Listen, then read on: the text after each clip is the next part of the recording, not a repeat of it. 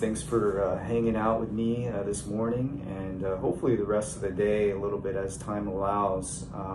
Thanks PCOM Georgia. You guys have an excellent social media presence, and I appreciate you guys inviting me to do the takeover today. It's quite the honor. My name's Andrew Chung. I'm a 2014 PCOM Georgia grad.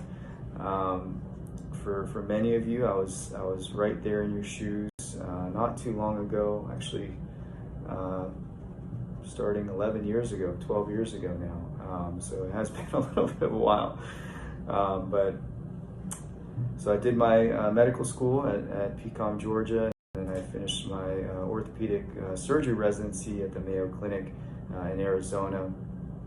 And then decided to do 2 fellowships in spine surgery, first at USC, University of Southern California in LA, and then second, a little bit shorter of a fellowship at Doc's Hospital in Cedars-Sinai in Beverly Hills. And then I came back to the Phoenix, Arizona area to join the practice that trained me during residency for spine, which is Sonoran Spine. So we're a private practice with a flair of academics in that we take residents, have fellows, and then do some research as well. And of course, we have medical students here shadowing as well.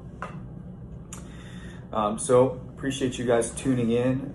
Feel free to ask any questions throughout the day, and I'll do my best to get to as many of them as possible.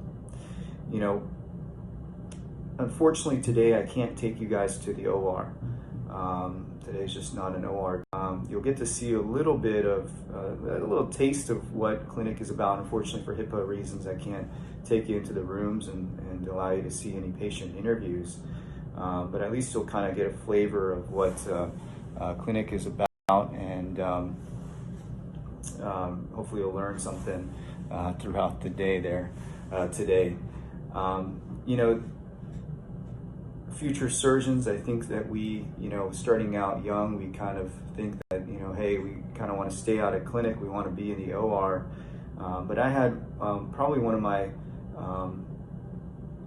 most respected mentors tell me at one point during my career that you can't be a good surgeon without first being a good doctor. And really that starts in the clinic.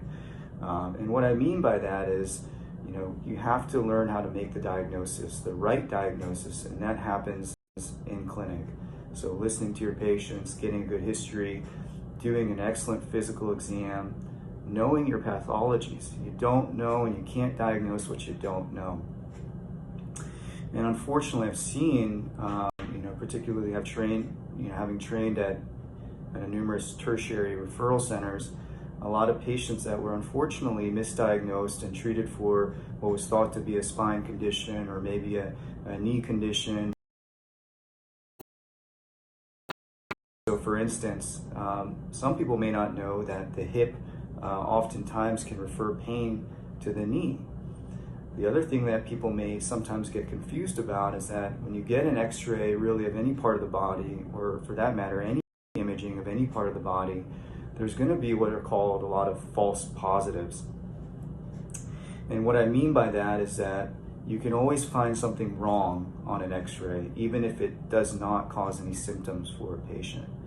And so there are some good studies that show that really in any part of the body, once the patient is over the age of 60, which oftentimes tends to be our demographics in orthopedics and spine, about 90% of people who have no symptoms will have what are called degenerative findings, so arthritis, whatever it is.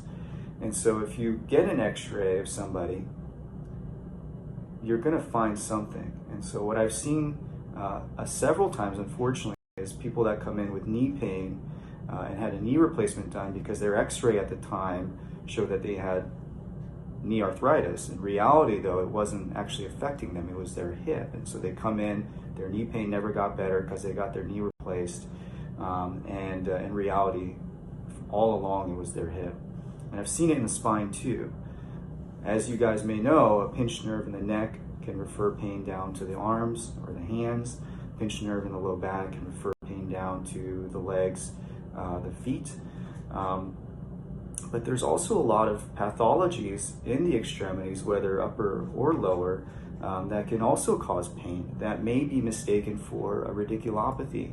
And unfortunately, I've seen that as well, where we all try to do our best jobs, but at the end of the day, you don't know what you don't know. And if you're truly not listening to and examining your patient, you may be misled to treating the wrong thing. And so I've seen patients come in who had spine surgery for whether the neck or the back, because maybe their MRI showed a pinched nerve. But in reality, all they had was an extremity issue.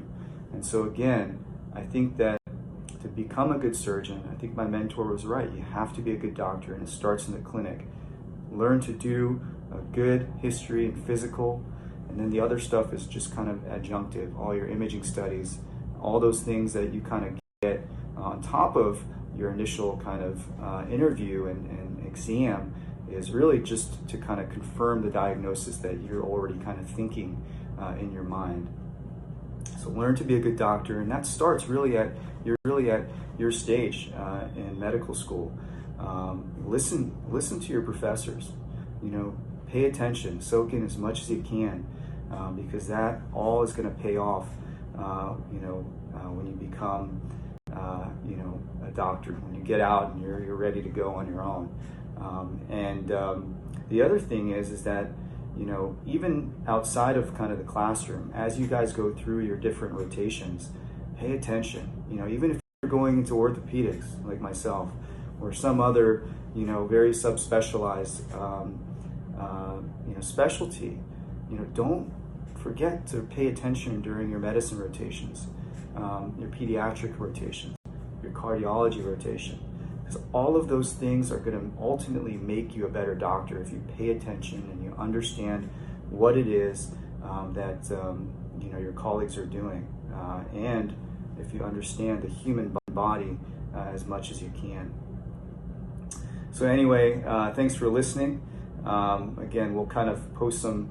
I'll post some more things throughout the day to hopefully give you a better glimpse of what it is that I do, and a few kind of tips, words of wisdom that other people have really passed down to me. I'll pass on to you guys throughout the day. And again, if you guys have any questions along the way, feel free to ask, and I'll do my best to answer them as they come in. All right, thanks, guys. So let's learn a little bit about the spine. I just saw a patient that had disc herniation that was pinching on a nerve, causing sciatica or radiculopathy.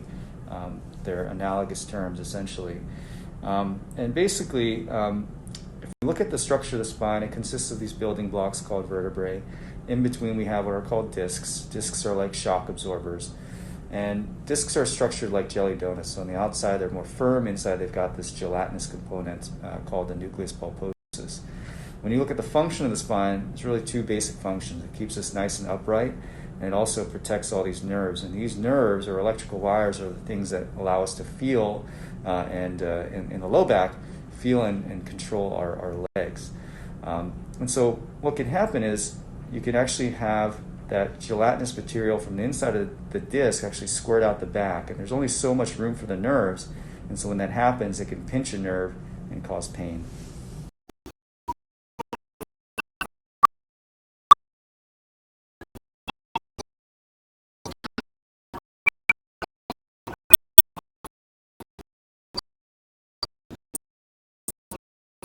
What really impressed me about what they did was their ability to restore function to patients, both through non-operative and operative measures. And then spine, specifically, what fascinated me more about it was the anatomy that you're dealing with. It's high stakes anatomy. When you're in the OR, you really have to bring your A game.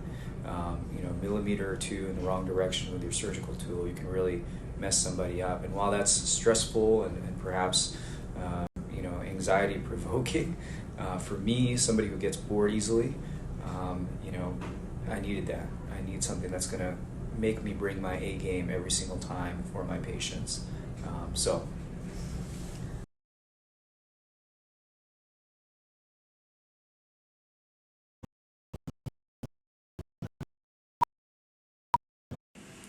One of the other questions I got asked was how do you get into ortho? And whether ortho or any other competitive specialty or competitive program that you're looking at, regardless of specialty, it's the basic stuff: good grades, good letters, good board scores. Do well on your clinical rotations. Learn as much as you can. Research can be very beneficial, as I discussed in the previous post. Probably the most important thing is, particularly for the more subspecialized specialties, where the resident classes are smaller, is the away rotation. So going and spending a month or a few weeks with these programs as a fourth year and really showing them who you are, showing them that you're a team player, showing them that you're a good, humble guy or gal, you're going to work hard, and you're going to ultimately be somebody that they want in